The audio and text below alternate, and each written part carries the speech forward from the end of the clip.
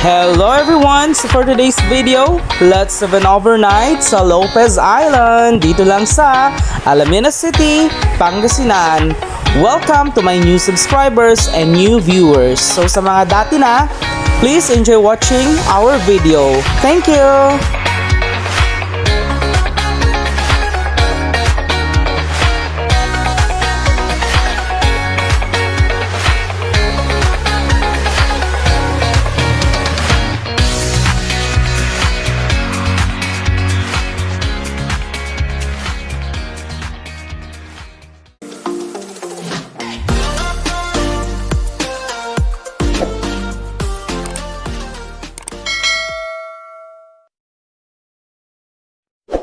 So let's start our journey here at tourism office.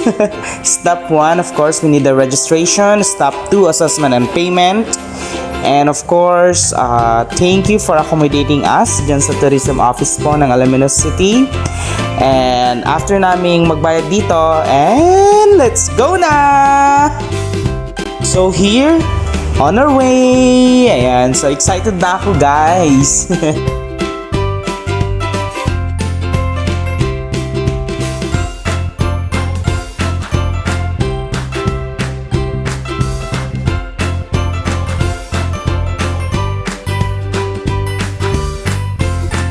So, by the way, nasa Lookout Wharf pala kami. Ayan. So, sa mga new viewers ko, dito po sa Lookout Wharf, yung mga daungan ng mga turista. So, here, naghihintay na lang kami ng aming bangka. And, go na! So, after few minutes, ayan, so, sumasakay na po kami sa aming bangka. And, of course, everybody's happy. And then umulan. Ayan, ang lakas ng ulan, but still calm naman yung water. So we thank God for that. And this is an amazing experience.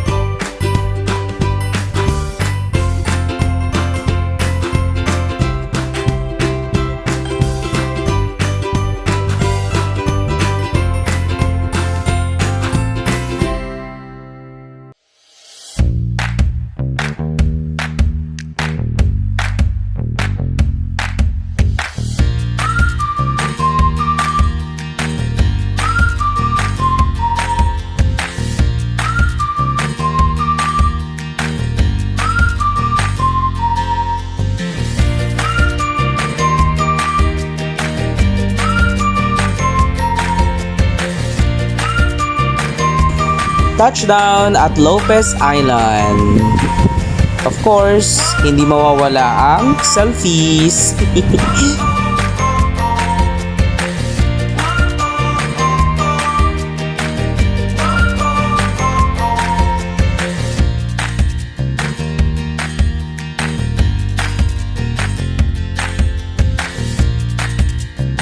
So, let's have a sun table. Siyempre, hindi mawawala yan sa mga overnight, lalo na sa island. So, shoutout pala sa mga gumawa ng aming sun table, kay Kuya Brian, kay Froy, and Justin.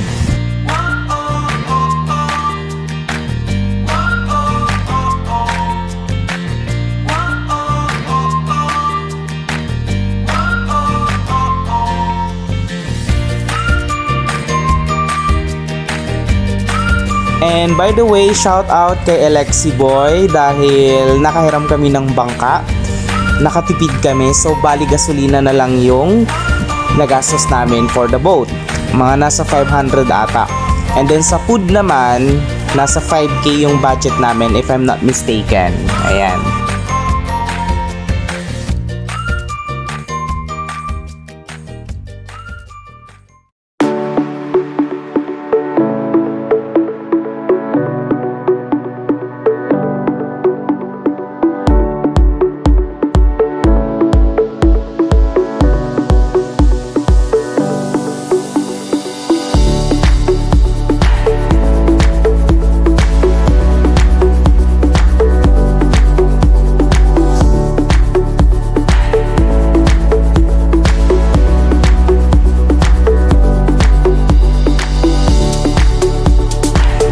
of course, hindi mawawala ang tent sa overnight. Syempre, kailangan safe tayo. At lagi niyong tatandaan, pag overnight, kailangan magdala ng tent. Kasi baka biglang umulan o kaya biglang maraming lamok. Ayan. So, iba pa rin kapag meron tayong sisidungan.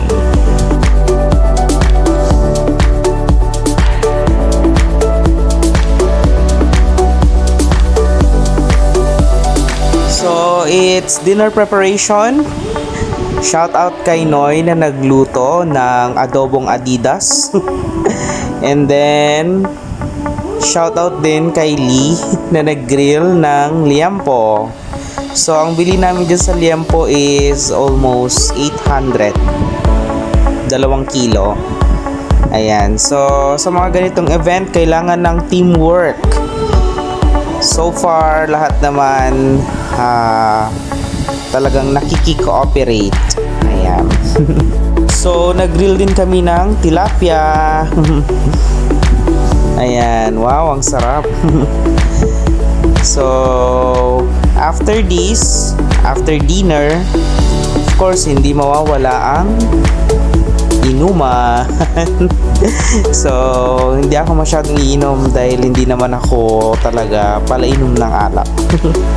So, enjoy sa mga iinom dyan. Ayan. So, nag-grill din kami ng bangus. Yung bangus pala dito sa Alaminos, galing sa dagat. Kaya mas malinamnam. Ayan. So, of course, dinner time. Ayan. So, disiplina ang kailangan pag ganitong may event. And so far, alam naman namin syempre kung sino yung ititarhan, kung sino yung hindi pa kumain. Ayan. So, wag kanya-kanya. So far, lahat naman kami nakakain ng maayos.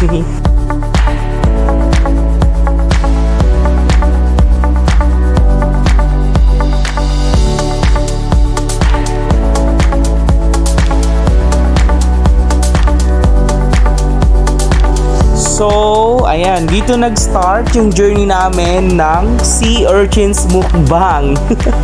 So, ang daming nakuha ni Kuya Baldoy, ni Kuya Merbrick, and Alexi Boy. Grabe ang lalaki, sobra. Ayan, so makikita nyo po dito, ayan, so napaka-laki nung mga sea urchins na nakuha nila.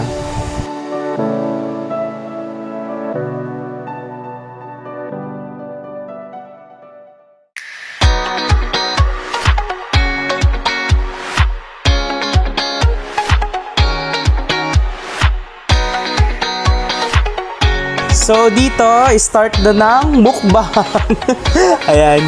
So, syempre, hindi maiiwasang magkagulo. Pero, nandun ba rin yung talagang attitude na paunahan?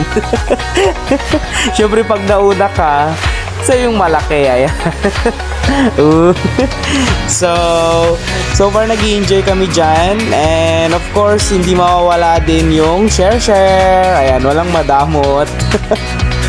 Pero yung iba natusok sila nung sea urchins dahil syempre minsan sa kakamadali hindi natin napapansin na meron palang something na hindi pa natatanggal yung tusok kasi kailangan hugasan yun sa dagat kailangan ng net kapag hugasan sa dagat yung sea urchins para maputol-putol yung thorns niya, yung mga ano niya po, tusok.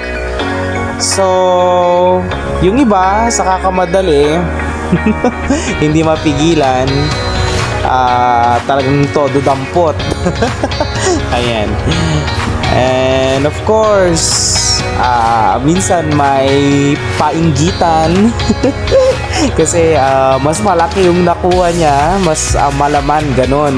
Kasi yung iba kahit na malalaki yung nakuha nilang sea urchins, hindi naman ganon kalaki yung laman. Hindi kagaya nung iba na talagang jackpot, ganon. Pero guys, hinay-hinay lang sa pagkain ng sea urchins kasi nakaka-high blood po yan. Ayan, so sa mga new viewers namin dyan, kapag mahilig po kayong kumain ng sea urchins, hinay-hinay lang po. Ayan. So, walang makakapigil sa iba. Talagang kumuha pa ng bato, di ba? Wow, ang swerte naman. Ang laki nung laman nung sea urchins na nakuha niya. And then of course, yung iba, ayan, ganyan po yung way ng pagbubukas po ng sea urchins. Ayan, so maglaway kayo. Parang walang pinsan-pinsan walang kaibigan ngayon. Parang kanya-kanya tayo, ganun. Ayan, so hugas-hugas din. Siyempre kailangan hugasan sa tubig, alat. Ayan, so kung mapapansin nyo, wow, ang laki. Yan yung sea urchins na sinasabi po namin. Ang sarap po niyan, yung kulay orange. Kailangan pong tanggalin yung sabaw, ayan, para presentable siyang kainin. Kasi pag hindi mo tinanggal yung sabaw, may dugo-dugo pa po. Tapos, kailangan matanggal din po yung mga dumi-dumi. Siyempre, hindi kasama yung dumi pagkakainin. Ayan. So, kanya-kanya po kami dyan. Kanya-kanyang pulot, kanya-kanyang buhay. Ayan. So, talagang masarap po yan yung sea urchins. Actually, ina-export yan sa ibang bansa. Mahal po yan. Kasi exotic food yan eh. Ayan. Please enjoy watching our video.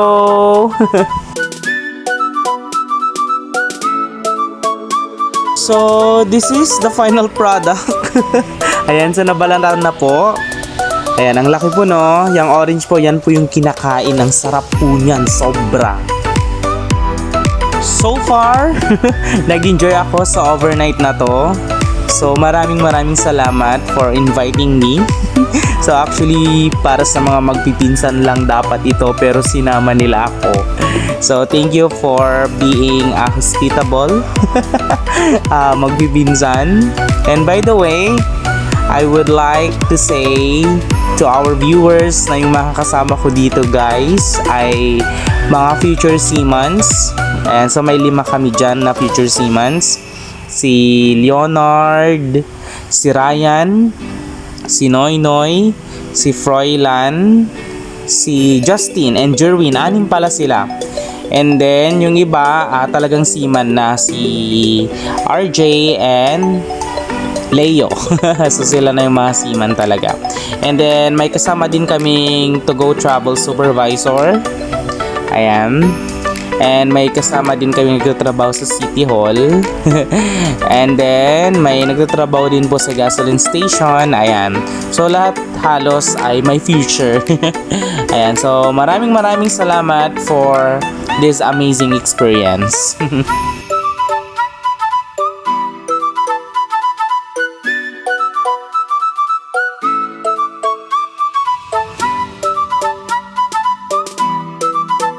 So, it's morning and it's time to feel the amazing view of Lopez Island.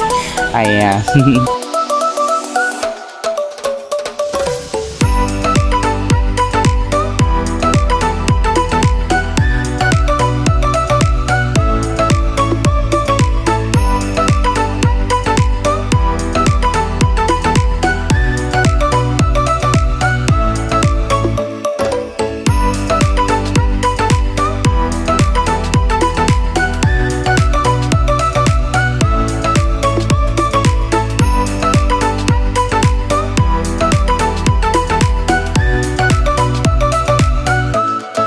So here, it's breakfast time preparation. So nag-grill kami ng tilapia, liempo, and of course, my coffee. So kape tayo, guys, and nag-boil din kami ng kamote. O diba? San ka pa? Ayan. And of course, nandyan pa rin yung teamwork. Ayan. And of course, nagluto ako ng gulay, pakbet. Ang sinaug po namin is yung Alaminos Longganisa. Ayan. So, maganda naman yung outcome. Naubos kahit papano. Ayan. Hindi pa luto. So, akala nyo luto na, no? Ito talaga. Ayan. So, sarap niyan. Ayan.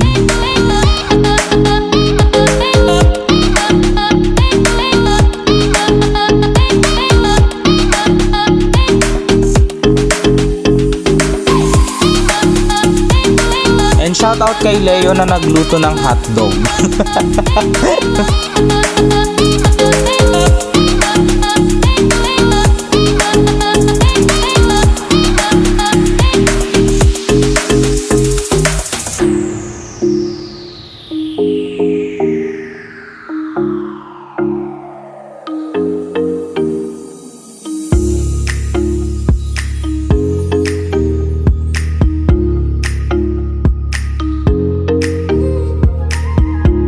So, after naming mag-breakfast, of course, swimming time.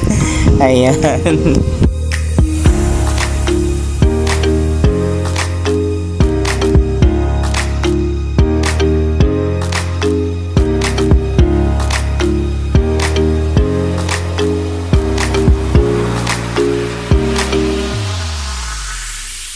Ayan, so once again, thank you so much sa mga nanood ng aming vlog.